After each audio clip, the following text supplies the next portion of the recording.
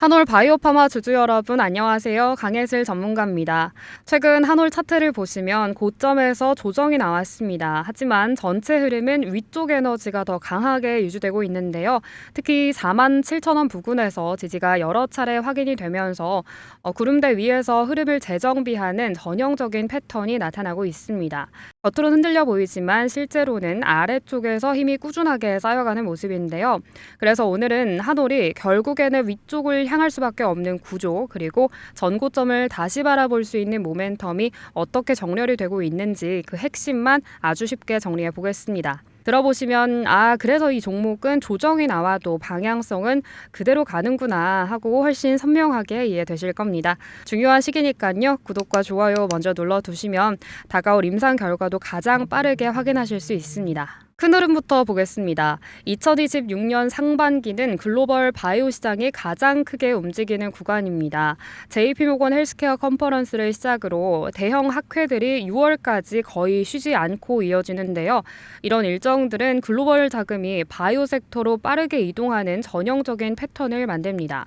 동시에 임상 이벤트가 몰려있는 기업들이 시장에서 중심축 역할을 하게 되는데요. 국내 바이오도 이러한 흐름이 같습니다.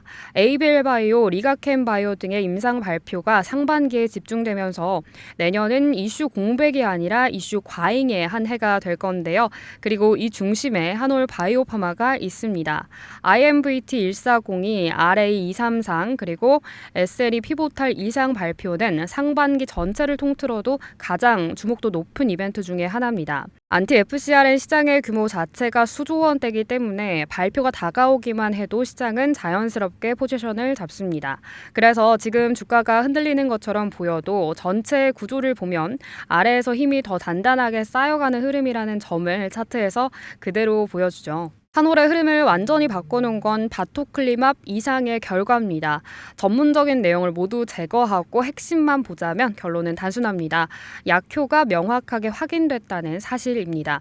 이 순간부터 시장의 계산법이 완전히 달라지는데요. 이 약은 실제로 팔릴 수 있는가, 그리고 기업 가치는 어디까지 다시 평가해야 하는가, 이 현실적인 계산이 시작되는 단계가 됩니다. 그래서 최근 기관들 사이에서는 기업 가치가 2단계 이상 재평가될 수 있다는 분석이 나왔고요. 이건 단순한 기대가 아니라 전고점을 돌파할 수 있는 구조적인 근거입니다. 바토클리맙이 진입하는 안티-FcRn 시장 규모는 약 11조 원입니다. 하지만 더 중요한 건 시장의 크기보다 한올의 수익 구조인데요. 이번 계약은 기술료로 끝나는 구조가 아니라 매출이 발생할 때마다 계단식으로 로열티가 증가하는 방식입니다. 약이 시장에 안착하기만 하면 실적은 기하급수적으로 늘어날 수 있는 구조입니다. 이런 구조에서는 작은 모멘텀도 주가의 강한 탄력으로 이어질 가능성이 높습니다. 한올이 바라보는 시장은 안티-FcRn만이 아닙니다. 테드 시장 역시 매우 중요한 기회인데요. 테드 치료는 병원 IV 방식과 집에서 편하게 맞을 수 있는 SC 방식으로 나뉩니다. 전 세계 트렌드는 빠르게 SC로 이동하고 있는데요. 환자가 병원을 찾지 않아도 되고 또 편의성과 지속성이 모두 높기 때문입니다. 이번 이상 데이터는 바토클리맙이 SC 시장에서도 충분히 경쟁력을 가질 수 있다라는 가능성을 보여줬습니다. 두 개의 대형 시장이 동시에 열리는 구조는 이 한올의 성장 곡선을 완전히 다른 차원으로 끌어올릴 수 있습니다.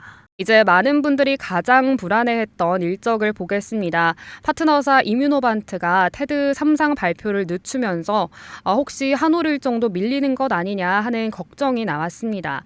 하지만 한올의 일정은 밀릴 확률은 거의 없습니다. 국내 공시 체계가 이 임상 종료에서 분석 그리고 결과 공시로 이어지는 이 절차를 정해진 시점에 의무적으로 진행하도록 하고 있기 때문이고요. 그래서 기존에 보고 있던 12월에서 1월 사이에 발표가 나는 일정은 그대로 유지될 가능성이 매우 높은 상황입니다. 일정 리스크가 사라졌다는 것만으로도 추가 조정의 가능성은 크게 줄어들게 됩니다. 최근 나온 약가 우대 기준 개편도 한올에게는 구조적인 호재입니다. 새 기준은 R&D 비중이 높을수록 약가 산정에서 유리한 구조인데 대형 제약사는 이 매출 규모 때문에 오히려 불리해지고요.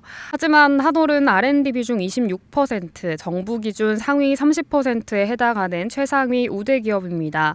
그래서 이 회사는 진짜 R&D 중심 기업이다라는 한올의 정체성을 재확인시켜주는 기회가 됐어요. 이 신뢰는 주가 하단을 단단하게 지지하는 유지하면서 상승 전환 시에 더 강한 탄력을 만들어줍니다. 전체 흐름을 하나로 묶어보시면 매우 명확해집니다.